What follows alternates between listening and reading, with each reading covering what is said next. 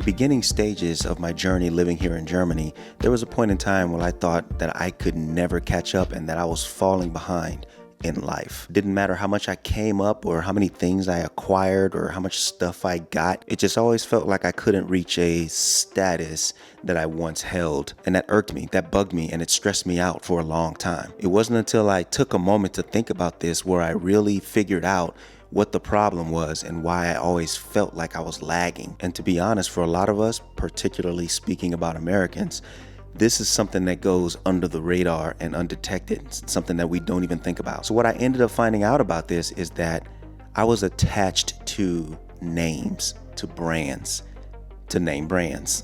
Somehow in my mind, I'd convinced myself that I didn't really have what I thought I had unless I had a specific type of it, a specific name or brand of it. Somehow along the way, I had gotten attached to what names represented in the consumer world. What I had come to learn and understand is that here in Germany, they don't really operate that way. Where I was going to stores, German stores, looking for specific names of things that I needed, Germans go to stores looking for what they need, however it comes. So for an example, let's say I went to the store looking for toothpaste. I would focus in on all the selections looking for the brand Colgate, as opposed to looking for the toothpaste that actually does the job, serves its purpose, and possibly saves me a few bucks. And this is one of the things I had to learn. Where I was attached to brands and names, I wasn't necessarily doing myself the best service by doing it that way. So nowadays, yeah, I've backed off of needing to always have the brand that I've come up to know that qualifies that particular whatever it is as being good. Another example, say sneakers.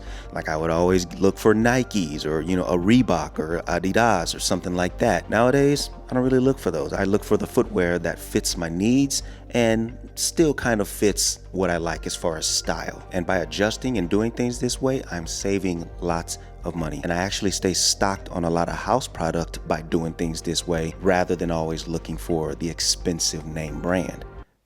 I'm winning. Now, I don't know how this went undetected for so long. Even when I went back to the States, I should have known then. Because when I go back to the States and I have certain clothes on, or I'm wearing certain things, or I shop and buy certain things, and my friends from back home or family from back home see me getting and acquiring those things, they'll get strange looks and they'll be like, what? Why are you getting that? Like, this one's right here. And I'll make an excuse like, yeah, but that costs a little more. I'm traveling, so I want to save as much money as I can. When in actuality, if I was conscious of it then, I would have just said, it makes no sense for me to spend more money on something that I can get the same results from for cheaper. It just makes the most sense, right? Now, I'd be fooling myself and you if I said that I didn't hold some kind of loyalty to some brands, but even then, it's a strictly case-by-case basis. But speaking of cases, this one behind me is where I keep all my Apple stuff. And maybe not even surprisingly to you guys that know me across this channel, I am Apple user. Almost every product I use, I'm going the Apple route if I can. But again, I don't want to say that that's loyalty in and of itself, because I don't mind going outside of it. It's just that for now, I can get everything that I need and want right here within this ecosystem. I'm sure y'all have heard of the word. So when it comes to my streaming and entertainment, watching movies and stuff with my daughters, for example, I got my Apple TV 4K. I'm also a content creator, so when it comes to needing to be able to do that on the go or when I'm out and about, I have my MacBook. When I just need quick computing with a little bit of gaming on the side, I have my iPad Pro. I obviously have my iPhone for everything super mobile. For theater audio or just listening to music within the house, I have HomePods spread throughout the house. I have many accessories. I use iPods where I can just set those to play music, and that's strictly used only for music.